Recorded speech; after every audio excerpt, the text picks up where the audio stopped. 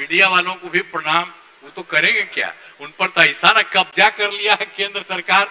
और इस बार तो बजट आ ही गया है, तो आप देख रहे हैं कि फिर हम लोग के माननीय मंत्री जी ने बजट पेश कर दिया है। तब कितना ज्यादा बजट की भी संख्या हम लोग बढ़ा रहे हैं। लेकिन अगर बिहार को विशेष राज्य का दर्जा अगर मिल गया होता तो अभी आप समझिए कि बिहार आज जो इतना विकसित राज्य है, अब जिनको आजकल जो मौका मिला है उनको तो विकसित राज्य में काम करने का मौका मिला, और जो पिछड़ा राज्य है उसमें तो काम करने का मौका मिला नहीं है। तो 1 नेशन 1 रेट होना चाहिए पूरे हर राज्य का, तो एक ही दर होना चाहिए सबके लिए। तो हम लोगों को राज्य में जानते हैं ना, बिहार में हम लोगों को पैसा ज्यादा लगता है।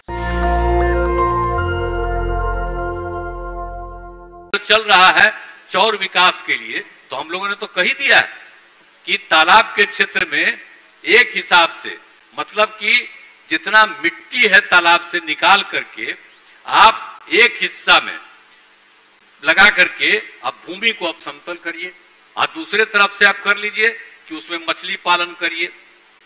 तो सब चीज करिए तालाब क्षेत्र में। और उसी में हम आप कह रहे हैं कि ऐसे चीजों में फिर चौर ये चीज को सौर का भी काम करना चाहिए। तो सब होगा तो आप जान लीजिए कि लोगों को कितना फायदा होगा। अब हम आपको क्या बता दें, हम जो मुख्यमंत्री हैं, तो जो मुख्यमंत्री आवास है, तो उसमें जो हम लोगों ने काम करवाया, जो कुछ भी किए हैं सौर ऊर्जा का, जब से हम आए हैं तब से, ये कुछ अधिकारी यहाँ पर बैठे हुए मालूम। अब आप जानते हैं एक अने मार्ग में जितना हम सौर ऊर्जा करवा रहे हैं, अब इतना ज्यादा बिजली पैदा हो रहा है उसमें कि जितना बिजली की खपत है एक नंबर में, उससे ज्यादा सौर ऊर्जा है। अब आप ये जान लीजिए जो हालत है दूसरी तरफ भी जा रहा है। तो भाई इसी तरह से हम सबको प्रेरित कर रहे हैं। भाई अभी बिजली हम लोगों को लेना पड़ता है, आपको मालूम है ना, एक समय आएगा जबकि वो खत्म हो जाएगा। तो इसीलिए ये जो सबसे बड़ी चीज है, ये सबसे बड़ा चीज है सौर ऊर्जा, इसके लिए काम करना है। तो हम लोगों ने सब तरह से काम किया है। जल जीवन हरियाली के लिए भी जितना काम कर रहे हैं, जल जीवन हरियाली वाला भी एक एक चीज को हम लोगों ने दिखवा लिया है। तो हर प्रकार से सारे जगहों पर काम करवा रहे हैं हम लोग।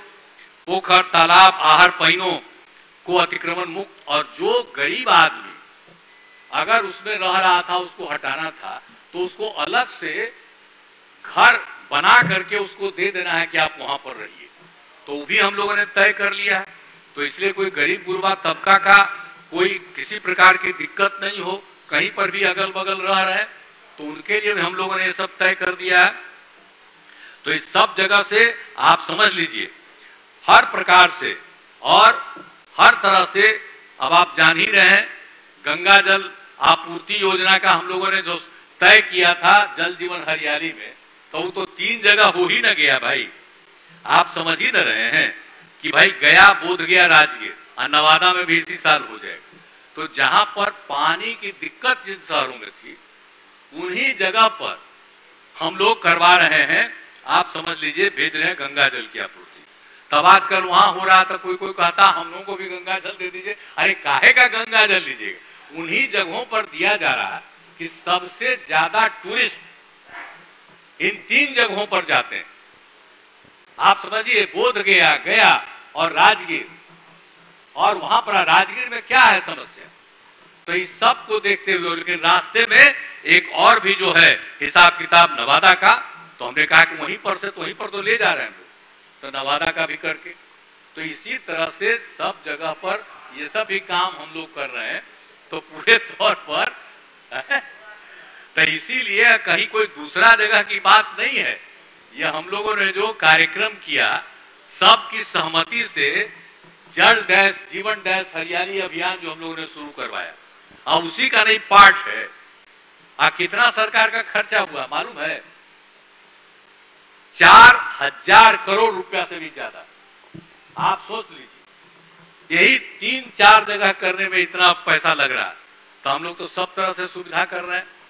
तो हर प्रकार से सारा काम जो करना है सब कुछ कर रहे हैं। और सबसे बड़ी बात है कि आप समझ लीजिए कि हम लोगों ने पौधारोपण का भी काम कर रहे हैं। अब पौधारोपण भी किए, जब बिहार और झारखंड अलग हो गया, झारखंड अब बिहार अलग हो गया, तो आपको पता ही न है कि हम लोगों को कितना था उस समय। आप समझ लीजिए कि बहुत कम, मात्र 9% था। बिहार झारखंड से अलग हुआ तो यहाँ पर हरित आवरण मात्र 9%, तो हम लोगों ने 12 से शुरू करवाया। अब उसके बाद अब बढ़ते बढ़ते आज जो आ गया है, अब 15% हो गया। और हम लोगों का है कि कम से कम भाई क्षेत्रफल जो सीमित है, आबादी ज्यादा है, तो कम से कम 17% तो जरूर करेंगे। और हम लोग काम कर रहे हैं, तो कितना तेजी से हम लोग ये भी काम कर रहे हैं, पौधारोपण भी करवा रहे हैं, तो हर प्रकार से एक एक तरह से काम कर रहे हैं। तो इसीलिए, और अभी हाल में ही ये जल जीवन हरियाली में, पहले तो हम लोग करवाइबे किए थे हरियाली मिशन, तो उसमें तो 24 करोड़ का टारगेट रखे थे, 22 करोड़ लगा दिया था। और अभी जल जीवन हरियाली में 19 के बाद से 10 करोड़ 72 लाख पौधे लगाए गए। तो हम लोग तो और ज्यादा चाहते। तब देखते हैं, पहले यहाँ पर दिखता था पौधा, अब कैसा पौधारोपण हो रहा है। तो जब पौधारोपण होगा तो तभी आपका सब कुछ ठीक रहेगा और सुरक्षित रहेगा। इसलिए एक एक चीज के बारे में जो कुछ भी काम है हम सब कर रहे हैं। तो जितना भी विकास का काम है और जितना भी जरूरी चीज है, उन सब चीजों के लिए राज्य सरकार है। और आप जान लीजिए, जो हमने पहले कह दिया, लोगों को और ज्यादा नौकरी देने के लिए, रोजगार का अवसर पैदा करने के लिए, और जो स्थिति है लोगों के इलाज के लिए, तो उन सब चीजों को और बेहतर करना। अब कई जगहों पर यह देखा गया है कि जो हम लोग कुछ अस्पताल, हॉस्पिटल ये बनवा रहे हैं, मेडिकल कॉलेज हॉस्पिटल, अब वहां पर कम ही लोग रह रहे हैं। तो कम लोग क्यों रह रहे हैं? तो हम लोग तो अब तय कर रहे हैं कि जो कुछ भी है उनको भाई वहां पर काम करना पड़ेगा। तो सब सरकारी नौकरी तो मिलेगी, तो सरकारी नौकरी मिलेगी और उसमें नहीं करेंगे, और सरकारी नौकरी नहीं करेंगे तो ऐसे ही कुछ होगा। और कितना ज्यादा हम लोगों ने मदद किया। तो इसलिए भी जब हम इतना ज्यादा चाहते हैं कि और मेडिकल कॉलेज बने, तो उसके लिए ये भी सब ध्यान देना है। तो हम तो यही चाहेंगे कि सभी, चाहे किसी भी तो भाग गए, लेकिन सभी दल के लोगों को हम कहें कि कम से कम सब लोगों को प्रेरित करना चाहिए। कौन है जिसके आपके इलाके में कोई डॉक्टर नहीं बनता है? तो कहना तो चाहिए ना, आपस में बात करने का कि भाई आपको अस्पताल में मिला है तो आप वहां पर जरूर करिए अपना काम। तो इसीलिए इन सब चीजों को भी हम लोग पूरे तौर पर देख रहे हैं कि ताकि वो भी हो जाए। और हर चीज को मेंटेन करना, जो कुछ भी सड़क का निर्माण है, पुल पुलिया का निर्माण है, जितने बिल्डिंग का निर्माण है, जो हॉस्पिटल बना रहे हैं उसका भी निर्माण है, कोई कॉलेज स्कूल बनवा रहे हैं, इन सब का जो भी मेंटेनेंस करना है, तो उसका मेंटेनेंस भी पूरे तौर पर कराया जाएगा। और उसके लिए हमको जो भी है कंसर्न डिपार्टमेंट, उस डिपार्टमेंट में इसके लिए इंजीनियर और अन्य लोगों की और बहाली की जाएगी, ताकि वो सीधे इसके लिए टेंडर नहीं करेंगे, वो सीधे उस पर डिपार्टमेंट ही रात दिन देखता रहेगा। तो आपको मालूम है ना, किसी चीज का मेंटेनेंस जो हम लोग करवाना शुरू किए, नहीं तो पहले कहीं जाते थे तब देखते नहीं थे कि कोई बिल्डिंगवा था और उसमें जब घुसते थे तब महकता ही न था, कि अगल बगल में लोग पेशाब करता था तो महकता था। आजकल सब साफ सफाई किया जा रहा है, तो सब ठीक रहेगा। तो सब चीज को मेंटेन करना। अब सड़कों के बारे में आप बताइए ना, हम तो कह रहे हैं, इसके लिए भी डिपार्टमेंट को सबको हम तैयार कर रहे हैं कि भाई हर हालत में सड़क का, पुल का, पुलिया का सबको मेंटेन करिएगा। सरकारी भवन, एक एक चीज को मेंटेन करिएगा। जब सब मेंटेन्ड होगा और तभी ठीक ढंग से काम होगा। और अब तो सब चीज बढ़ ही न रहा है। अब आप देख रहे हैं ना, कितना ज्यादा अब घर बन रहा है, कितना ज्यादा लोग बिजनेस कर रहा है, व्यापार कर रहा है, सब तो बढ़ ही रहा है। लेकिन अगर बिहार को विशेष राज्य का दर्जा अगर मिल गया होता, तो अभी आप समझिए कि बिहार आज जो इतना विकसित राज्य है, अब जिनको आजकल जो मौका मिला है, उनको तो विकसित राज्य में काम करने का मौका मिला, और जो पिछड़ा राज्य है उसमें तो काम करने का मौका मिला नहीं है। तो पिछड़ा राज्य का देख करके अगर करते तो समूचा का समूचा इलाका, हम खाली बिहार ही हम लोग थोड़ी कर रहे हैं, इसी तरह से जो और पिछड़े राज्य हैं सबके लिए मदद कर दीजिए, तभी ना पूरा देश विकसित होगा। तो देश का क्या काम है आप सोच लीजिए। हम लोगों को तो राज्य सरकार में काम करने का मौका मिलता है, तो एक हिस्सा है ना, और केंद्र सरकार को कितना बड़ा हिस्सा मौका। तो अगर जब तक सब राज्य को आगे नहीं बढ़ाइएगा तो भाई क्या मतलब है, तब तो कोई अर्थ ही नहीं है।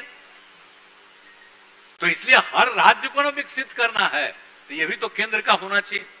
तो हम तो यही चाहते ही है कि ये हो, और बाकी तो हम लोगों से जितना संभव है उतना कर रहे हैं। और इस बार तो बजट आ ही गया है, तो आप देख रहे हैं कि फिर हम लोग के माननीय मंत्री जी ने बजट पेश कर दिया है।